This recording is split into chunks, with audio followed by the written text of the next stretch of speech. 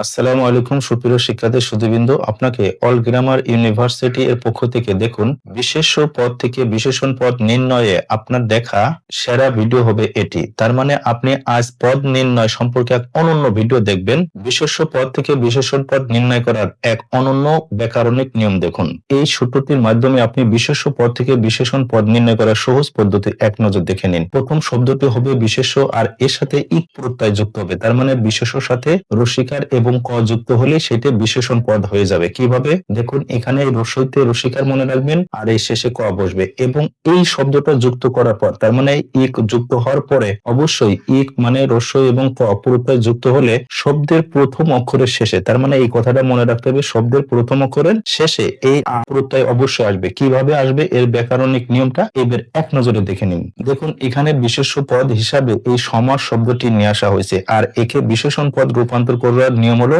যে শব্দটা থাকবে, দেখুন এই সমাস মূল শব্দটা আসে, এই শব্দের শেষে আপনার রসিকার দেবেন এবং শেষে একটা ক দেবেন। তার মানে এই রসিকার এবং ক যুক্ত হলে এই শব্দের প্রথম অক্ষরে শেষে একটা আকার দিবেন, তার মানে সামাজিক হবে। তার মানে সমাজ থেকে হবে সামাজিক। তার মানে হলো এই যে এখানে দন্তেশ আকার যদি আপনি না দেন, সামাজিক দেন, তাহলে এই শব্দটা ব্যাকরণিক দিক থেকে ভুল হবে আর এটা ভুল এবং অশুদ্ধ শব্দ। তার মানে এই বিশেষ্য পদ থেকে বিশেষণ নির্ণয় করার সহজ নিয়ম হলো মূল শব্দটা মূল শব্দ থাকবে, এই শব্দের শেষে রসিকার দেবেন এবং শেষে একটা ক দেবেন। এই রসিকার এবং ক যুক্ত হলে এই শব্দের প্রথম অক্ষরে শেষে একটা আকার দেবেন, তাহলে এটা হয়ে গেল সামাজিক। আর এর আকার না হলে এই সামাজিক এই শব্দটা ভুল হবে। বিশেষণ পদ এই শব্দটা দেখুন সাহিত্য, সাহিত্যকে আপনি যখন বিশেষণ পদ রূপান্তর করবেন তখন মূল শব্দটা দেখুন এখানে আছে সাহিত্য, তাহলে শব্দের একদম শেষে রসিকার দেবো এবং শব্দের শেষে একটা ক দেবো। এই রসিকার এবং ক যুক্ত হলে এই প্রথম অক্ষরের পরে একটা আকার দেবো, যেহেতু আকার আছে তারপরও এই আকার আপনাকে দিতে হবে, আর থাকলে তো দেওয়ার দরকার নেই। তাহলে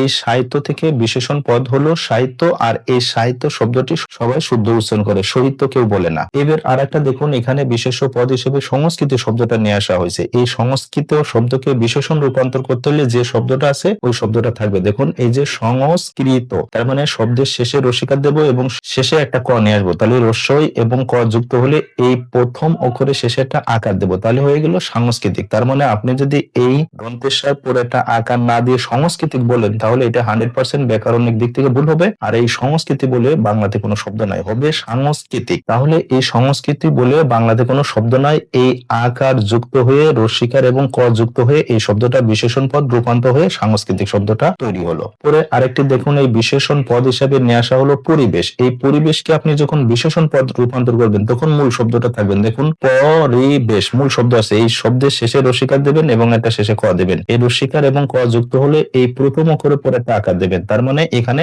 আকার না দিয়ে যদি আপনি বলেন পরিবেশিক, এটা 100% ব্যাকরণিক দিক থেকে ভুল এবং ভুল শব্দ। তার মানে আকার দিয়ে আপনাকে পারিবেশিক শব্দটা বলতে হবে। শেষ শব্দটা লক্ষ্য করুন, এই বিশেষ্য পদ এখানে চরিত্র শব্দটা নিয়ে আসা হয়েছে। এই চরিত্রকে যখন আপনি বিশেষণ পদ রূপান্তর করবেন তখন মূল শব্দ থাকবে, তার মানে দেখুন চরিত্র, এই শব্দের শেষে রসিকার এবং একদম শব্দের শেষে একটা ক নিয়ে আসবেন। এই রসি এবং ক যুক্ত হলে এই প্রথম অক্ষরে শেষে একটা আকার যুক্ত হবে, তার মানে চারিত্রিক হলো। এই আকার চয় আকার না দিয়ে চরিত্রিক কথাটা বললে এটা 100% ভুল। তাহলে বন্ধুরা সহজ কথা, এই বিশেষ্য থেকে বিশেষণ পদ রূপান্তর করার মূল কথা হলো যে শব্দটা থাকবে এই শব্দটাই আপনি নেবেন, নেওয়ার পরে শব্দের শেষে রসিকার এবং একটা শেষে ক যুক্ত করবেন। এই রসিকার এবং ক যুক্ত হলে এই প্রথম অক্ষরে শেষে একটা আকার দিবেন, তার মানে প্রথম অক্ষরে শেষে একটা আকার, রসিকার যুক্ত হলে আকার যুক্ত হবে। আর এই শব্দটা বিশেষ্য করতে হলে এই যে দেখুন একদম শব্দের শেষে একটা রসিকার দিতে হবে এবং একদম প্রত্যেক শব্দের শেষে একটা ক থাকবে, তাহলে এমন হলে হবে। আর এইটা যদি আকার না দেন এই শব্দটা ভুল হবে, এই জন্য এই